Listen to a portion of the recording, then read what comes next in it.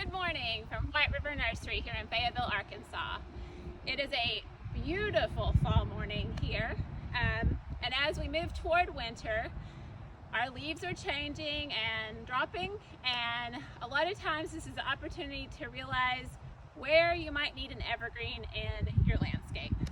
Today we're going to feature this sweet little shortleaf pine, which is a native of Arkansas and a fast-growing large evergreen that will keep that green going for you even through the darker days of winter. We wanted to feature this little guy as we show you how to plant a tree. There's lots of information out there on how to plant a tree, and this is how we generally recommend doing it. And even more than that, this is how I do it. So everyone has their own things that they're going to do special, but I'm just going to let you see what I would do at home. So first of all, I have this tree is in a 3-gallon pot, which is a typical nursery size. And what I've done is set the pot in the chosen location, and as you can see, we're in a lot of sod or grass, weeds here in the field. The general recommendation is to dig a hole to plant a tree or any potted plant 2 to 3 times the size of the pot. So I've got it in the center. I've started a circumference around the pot by just cutting through the sod. Hopefully we're going to be fortunate enough in this particular spot to not have true Ozarks soil, which usually involves a rock bar. So we're just going to cut around. I'm doubling the size of the circumference here.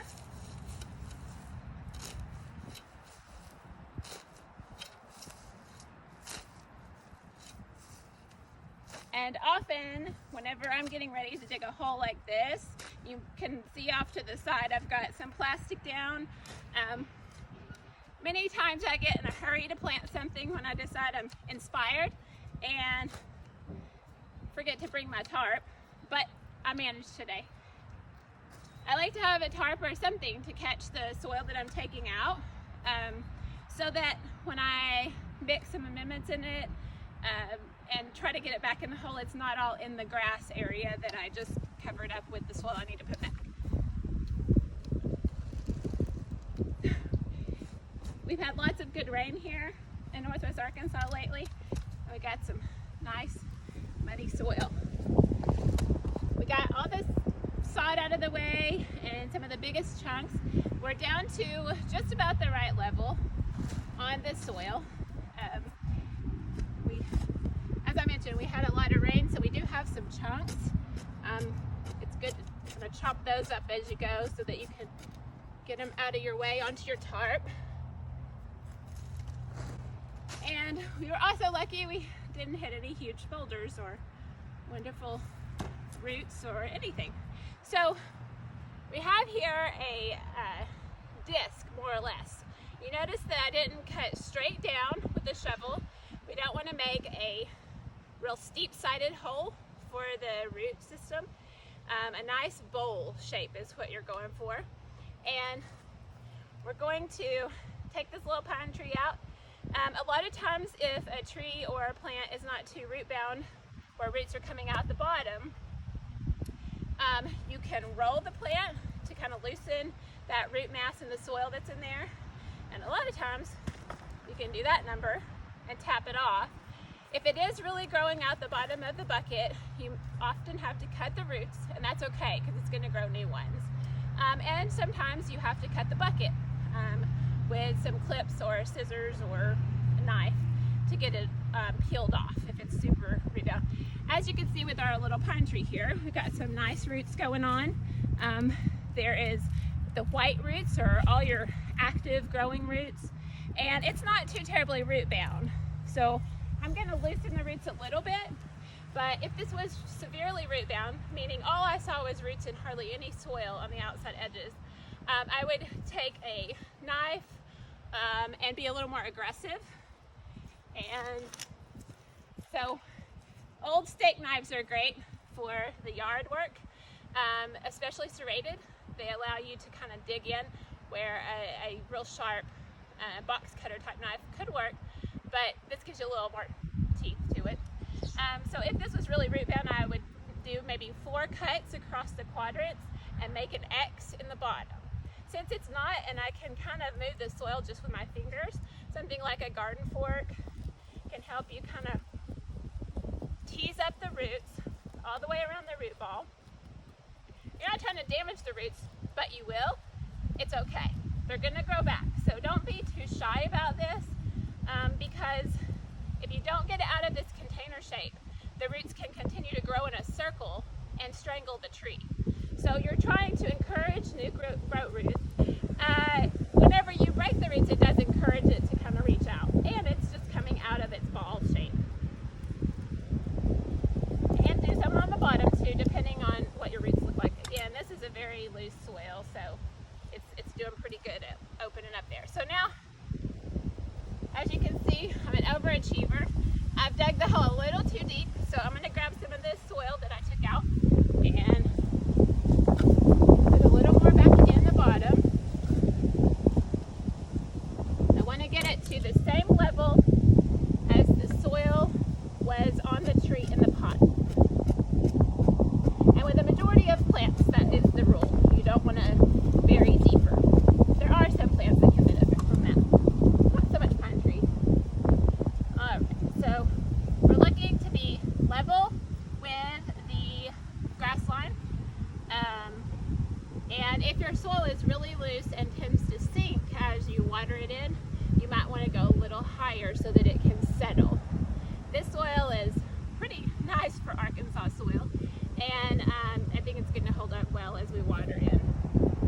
So we've got our tree at the right depth, and typically it is recommended to, if you need to improve the soil, you can add in now to the native soil up to 1/3 of the volume of a good quality compost. We often recommend that here at the nursery, and often people need that extra for the area that they're planting in, just because we are in the Ozarks and you get rocks and sometimes soil. So if you have an improved area, you wouldn't need to add any compost. In this particular area with this native tree, I'm going to just go ahead and go back with the native soil. I want this tree to be used to Arkansas soil. That's one of the great things about natives. So, but if I were planting something more ornamental and I needed to improve this soil more, I would use cottonburr compost. Is one that we have in stock at the nursery all the time, and it's great for the woody plants.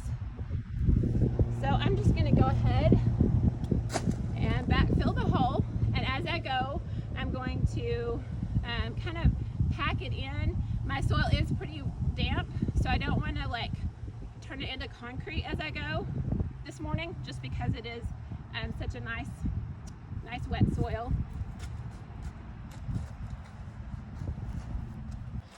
So I've broken up the sod area, or the sod clumps that I had, and had to work at kind of getting some of that out. And I've gotten it all kind of loosened up on the tarp here, and trying to break up the big chunks because I don't want them to turn into rocks in the soil as the soil starts to dry out. This is one of the reasons I like the tarp. I've got my quantity of soil here, and instead of shoveling it all back in, I can kind of work myself around the hole and drop it in around the root mass a little more evenly.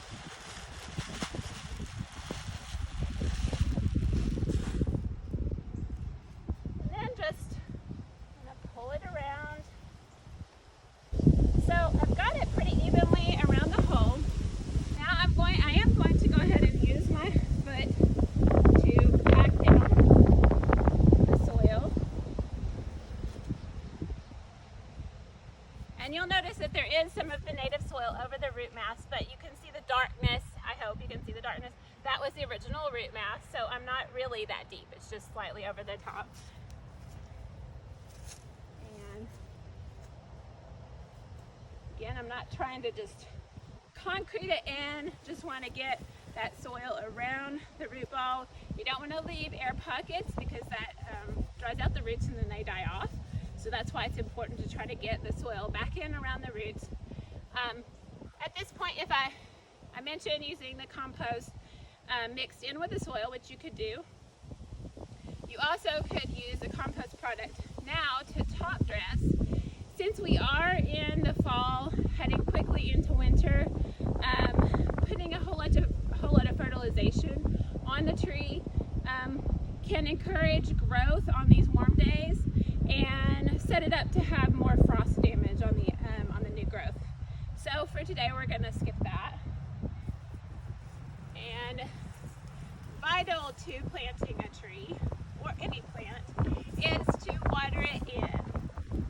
This allows, again, your soil to settle around the root zone and get rid of those air pockets that even tamping it with your foot or your hands will not quite get to. So we're just going to do a quick water. If this was a dry time, it would be more than a quick water. I would water pretty thoroughly, let the soil absorb that, and then re-water. But we're already working with moist soil today, so I think we're good with just a general watering. And one of the very important final steps on planting any plant is to mulch it. And again, if you wanted to save that sod and put it around, the issue with sodding around any plant is that sod, that grassroots is going to compete for the moisture, and then you have to weed eat up next to the plant.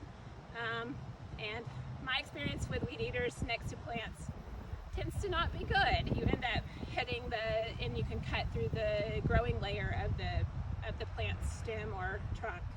So mulch is a great thing. So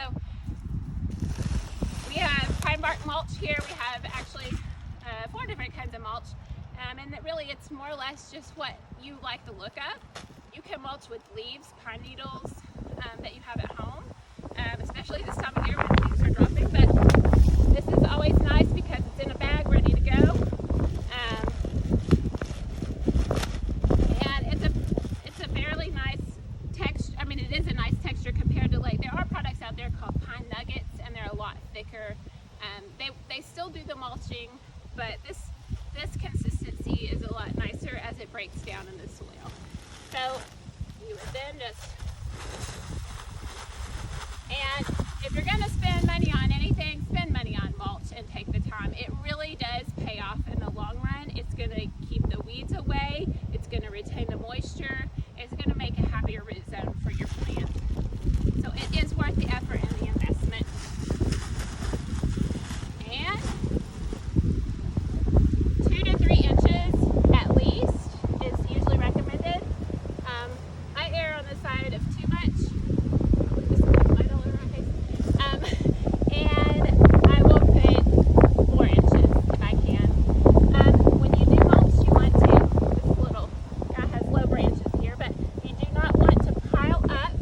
No piling a mountain up onto the stem of any plant. And you do want to bring the mulch to the trunk, but you don't want to deep mulch up to the trunk. This allows insects and diseases to have a clear path into the plant.